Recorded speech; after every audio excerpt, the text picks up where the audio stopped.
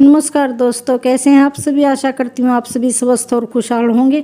हमारे blue story channel में आप सभी का हार्दिक स्वागत है।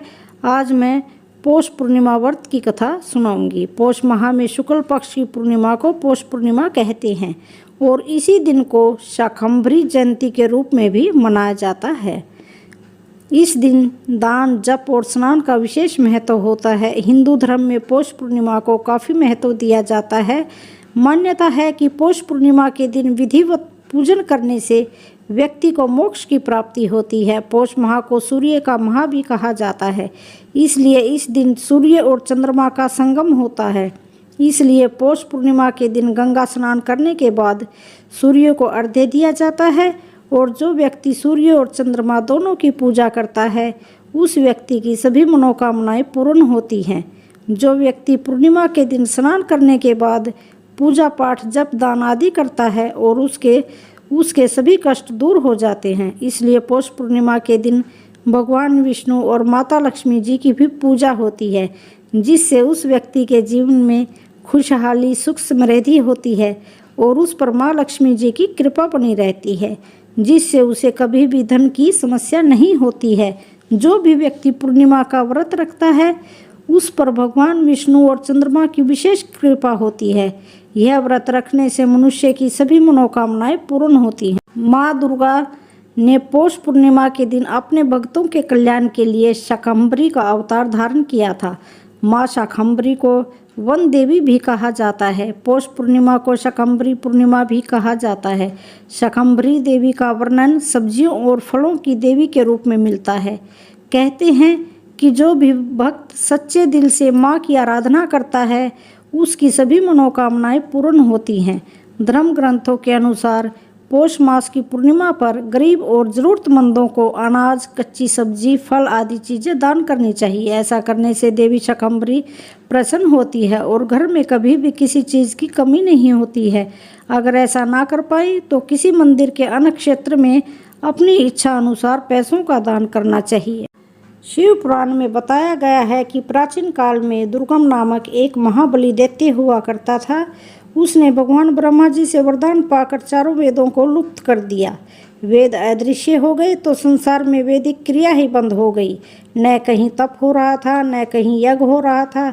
इस सब से सारा वातावरण दूषित हो रहा था। पृथ्वी पर 100 वर्षों तक वर्षा ही नहीं हुई तो तीनों लोकों में हाहाकार मच गया। सभी लोग दुखी थे क्योंकि कुआं, बावड़ी, सरोवर और समुद्र सभी सूख रहे थे।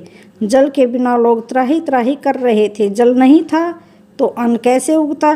धीरे धीरे अन्न भी खत्म हो गया और लोग भूखे मरने लगे। लोगों के इस दुख को जब देवताओं से नहीं देखा गया तो उन्होंने भगवती की शरण में जाकर मदद की गुहार लगाई। देवताओं ने भगवती से कहा कि महामाये, कृपा कर अपनी प्रजा की रक्षा करें। सभी लोगों में हाहाकार मचा हुआ है। न पीने के लिए पानी है और न खाने के लिए अन्न है।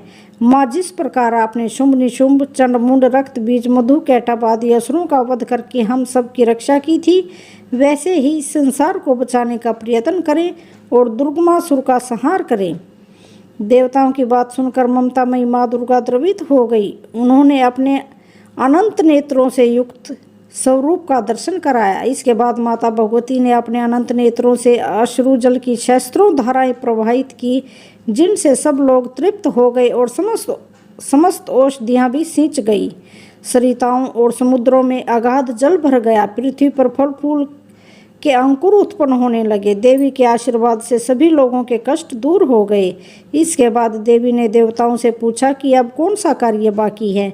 तो देवताओं ने कहा कि माँ, जैसे आपने समस्त विश्व पर आए अनावृष्टि के संकट को हर कर सबकी रक्षा की है, उसी प्रकार से दुष्ट दुर्गमासुर को मारकर और उसके द्वारा अपहृत वेदों को लाकर धर्म की रक्षा कीजिए।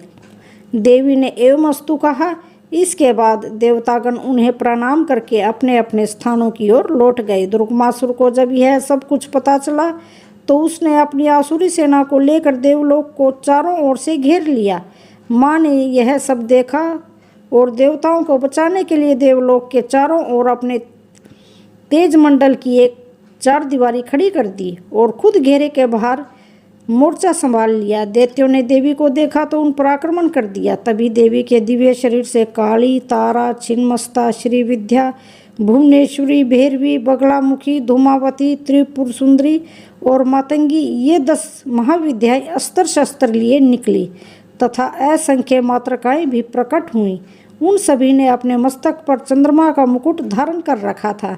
इन शक्तियों ने क्षण भर में दुर्गमासुर की सेना को काट डाला और कुछ देर बाद देवी ने दुर्गमासुर का अपने त्रिशूल से वध कर डाला। इसके बाद उन्होंने वेदों को प्राप्त कर उन्हें देवताओं को सौंप दिया। दुर्गमासुर को मारने के बाद देवी का दुर्गा नाम प्रसिद्ध हुआ। तो दोस्तों, कैसी लगी आज की कहानी? वीडियो अच्छी लगी तो चैनल को लाइक शेयर सब्सक्राइब जरूर करें। धन्यवाद।